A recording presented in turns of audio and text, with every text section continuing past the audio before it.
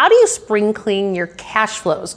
Well, it's about the income coming in and the expenses going out. And so many people will say to me, well, Julie, that's a budget. Yes, it's a budget, but who in the world likes the word budget? I don't know one human being that actually likes the word budget. Why? Because it feels like that you're containing yourself, you're trapping yourself. It's something that if you're not good, you're being a bad boy or a bad girl because you're not following your budget. That doesn't energetically feel good to anybody.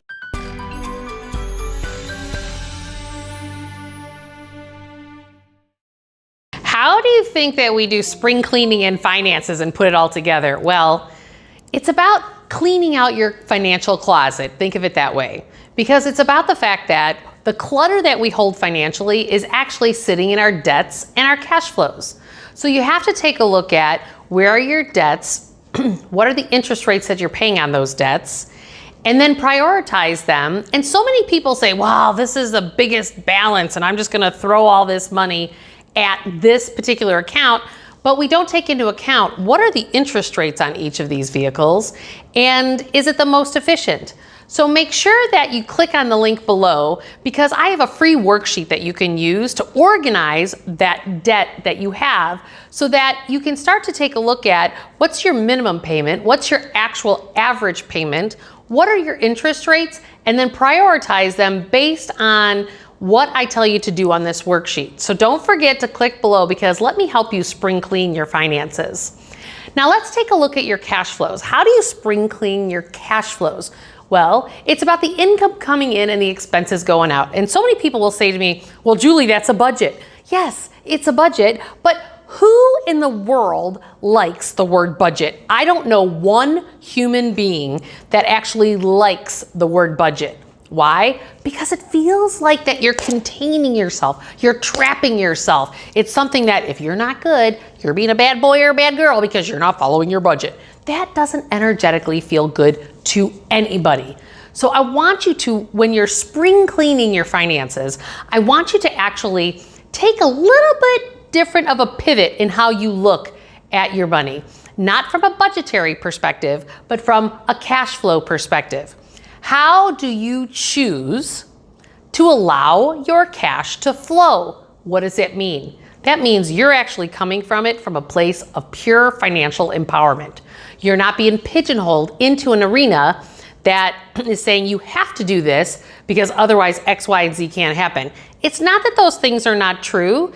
It's just the fact that we don't come from this from a place of empowerment when we're thinking that we have to do something.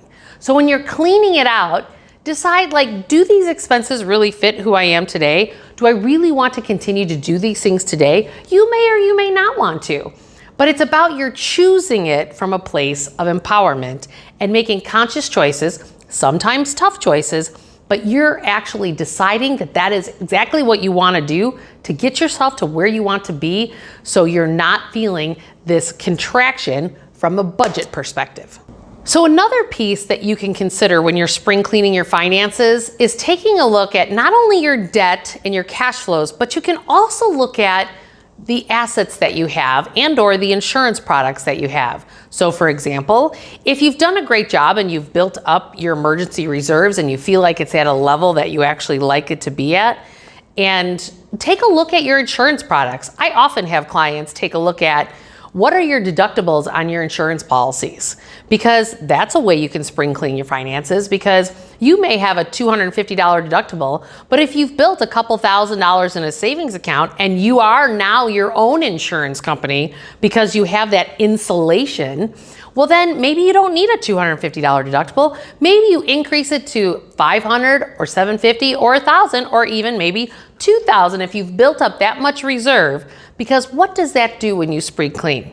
It creates financial space. So when you've built up your own reserves, then you don't have to rely on an insurance company to take on that risk for you because you have insulated yourself from the risk. So if you have a couple $1,000s inside of your savings account, you increase your reserves or your deductible up to that reserve level that you have, say it's like $2,000 or $1,000 or $500 versus the $250, you now have decreased your insurance premiums. Now, here's the key in your spring cleaning.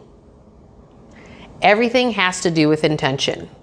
You have got to make sure that intentionally you redirect those cash flows to create the life that you want to create and not have it just be absorbed in spending.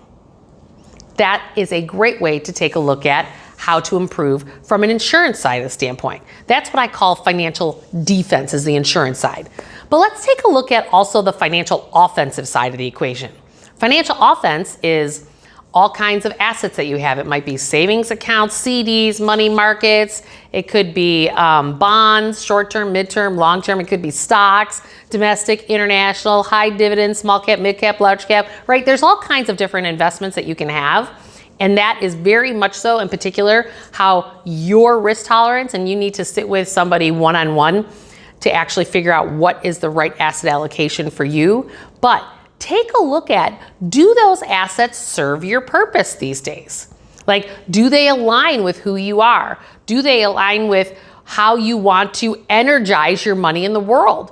So a lot of times people will say, oh, I've got this investment because it's easy, it's an ETF and blah, blah, blah.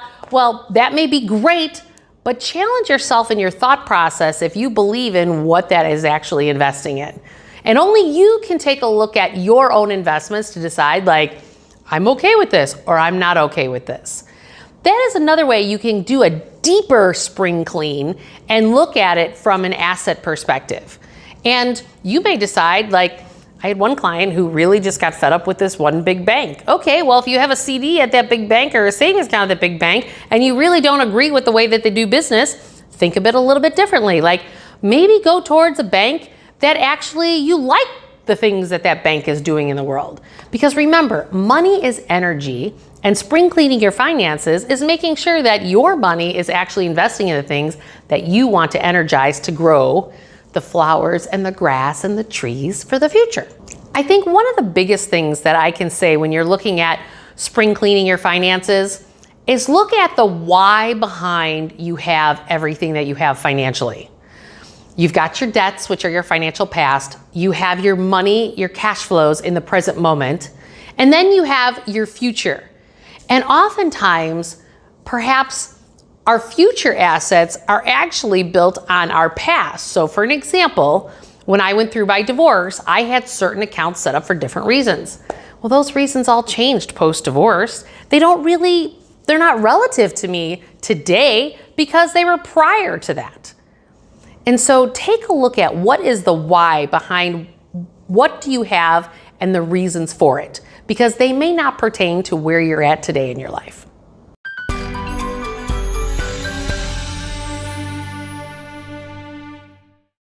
Don't forget to subscribe, like, and hit that notification bell for the videos, because as I'm giving these tips, you can get all the data. And join me on juliemurphy.com and see all the resources at your fingertips, because I have 29 years of experience that I want to share with all of you, because this is my give back to help everyone get to a more place of financial empowerment.